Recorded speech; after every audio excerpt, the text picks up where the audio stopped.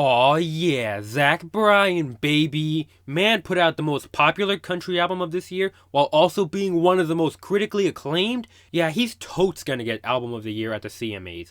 Something in the Orange is the most popular country song in the world? Well, he's gonna sweep Song and Single of the Year. And he's the fourth most listened country star in the world on Spotify? Well, he's def gonna win New Artist and maybe even win Male. Hell, maybe even Entertainer of the Year. This is truly the year of Zach Bryan at the CMAs. I'm honestly astounded by how hilarious, pathetic, and honestly petty this whole scenario really is. Like, how? Just how do you ignore the biggest rising star of the year, who captured and captivated people with his incredible writing? And not just did that locally like an underground artist like Gabe Lee, but managed to do that worldwide. I stuck my neck out for the CMAs last year because I thought they held a major emphasis on what country awards should be and nominated and gave the awards to those who were most deserving. But it looks like this year they decided, hey, let's not do that this time. For awards becoming more and more of a declining medium, they had the chance to salvage some relevancy in nominating the buzziest act in country music today, and they still blew it. For reasons I will get into. I'm just not shocked at this point, and incredibly disappointed. They have proven time and time again how slimy they are, and just inauthentic to what country music truly is anymore. Zach Bryan being shut out is rooted in a problem in why these award shows are falling from the public's graces, and why artists who want to make great music struggle. It's a circle jerk for the industry, and I don't just mean country music and all the subgenres it encapsulates. Nashville in general. Because the more I realize, Nashville operates kind of like a cult, and the CMAs and the ACMs are basically advertisements for the industries themselves. Rather than giving out awards to those who accomplish the most meaningful things, it's to represent those on Nashville labels with the largest influence. It's to get in some weak representation by just having special guests who happen to be minorities rather than letting them have their own slots and nominations. And all of this ties back to the snubbing of Zach Bryan. Now, I can hear some staunch defenders saying, well, Cody Johnson and Parker McCollum, they were independent and got nominations and performances, so ha, your argument is invalid, ratio, have a nice day. So here's the thing, Zach may be a major label artist now, but he isn't a Nashville label artist.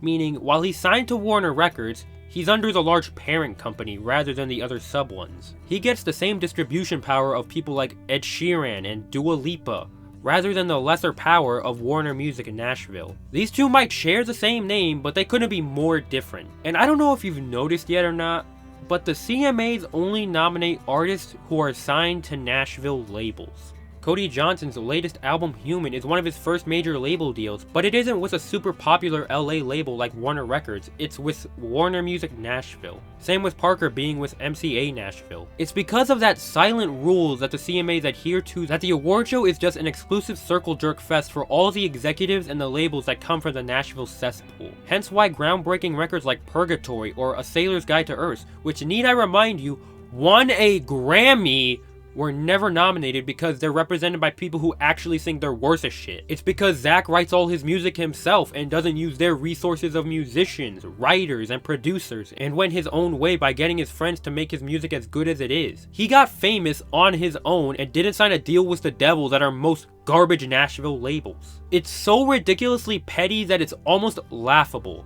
And the lengths they went to ignore him are even more so. Let's look at Album of the Year, which I'm sure is where everyone expected he could at least get a nod. 3 of these names are the same recycled artists we've seen year after year, and while I'm favorable to their records, their cultural and critical relevance has clearly worn thin. Old Dominion being nominated for anything is just incredibly stupid, and they really reach giving them what is by far the highest honor an artist should receive. Laney's nomination actually seemed justified, until you realize this album came out nearly 2 years ago and way past the eligibility period. That is not a joke. The eligibility period ran from July 2021 to June of this year.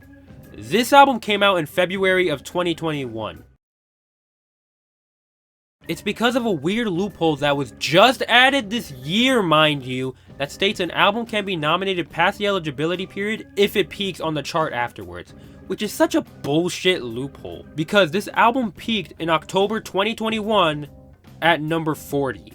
So yeah, such a relevant album, you guys. Now, I don't want to sound like a jerk because I like Lainey. Her album was pretty good, but it's far from award worthy. So you see, guys, we really needed to nominate the ever so relevant Old Dominion in an album that isn't even in the eligibility period, along with one album that isn't even country. Miranda and Luke are fine, there isn't really much to argue against them being here, but these other three, the fact that they deserve an Album of the Year nomination over American Heartbreak is just reaching. Well, how about Song of the Year? Nope, we needed these nominations. I'm not gonna argue that these are bad or them being here is ridiculous. They are serviceable and a couple of them are actually great. But still, the fact that Something in the Orange has more streams than nearly all of these, plus the fact that it came out this year with some of these being years old, does leave some things up to debate. But by all means, why wasn't Zach at least up for New Artist? Cody Johnson has been around since 2009. He hasn't been new for nearly 15 years. Same goes for literally everyone here.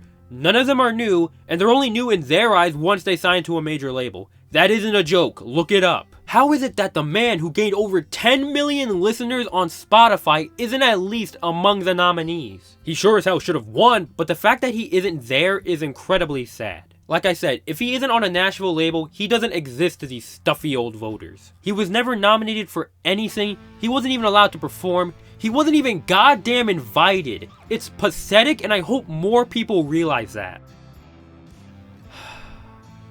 I didn't even want to bring this up because it's been so long, but I feel like I should. The stigmatism and bias against non-Nashville acts cuts so deep that Morgan Wallen still got an Album of the Year nomination despite being shrouded in numerous controversies. I bring this up because of the similarities of the album's nature. They were both the most popular of their year and spanned over 30 tracks. But the fact you can say racially ignorant stuff and still get an Album of the Year nomination just because you're signed to a Nashville label really says it all. I'm not attacking Morgan or still holding a grudge, I'm just pointing out that at the time, being a bad human being isn't enough for these awards to ignore you. It's not being a part of their cult. Maybe Zach will get a Grammy nomination. I have faith in their institution far more than them, and from what I hear, he's the frontrunner for New Artist there. But considering that Red Taylor's version is eligible for the country categories, leaves me worried still. Nonetheless, this just really shows the CMA's and Nashville in general's spinelessness, and seemingly won't embrace independent artists unless they shut up and sign a contract with them. I know this doesn't detract from the worth of Zach's music, nor should it, but having an artist you have a connection with win is something truly magical. It happened last year with Carly Pearce, and I just really wanted it to happen again with Zach, but I guess some things aren't meant to be. Maybe he will in the future after this hilarious of a failure, but who knows? And at this point, I doubt Zach even cares. It's clear that these guys aren't his people. He connects with those who live real lives and put it all into the beautiful, poetic words. Not those that need 5 writers just to churn out a hit, who make music with highly paid musicians that are passed around on the daily, but with his friends. The truth is, Zach Bryan is just too much of a real human being for the CMA Awards. Also, in case you're wondering, I did watch the show. The hosts were bad, the awards were safe, but the performances were mostly good. 5 out of 10. I'll be back next year.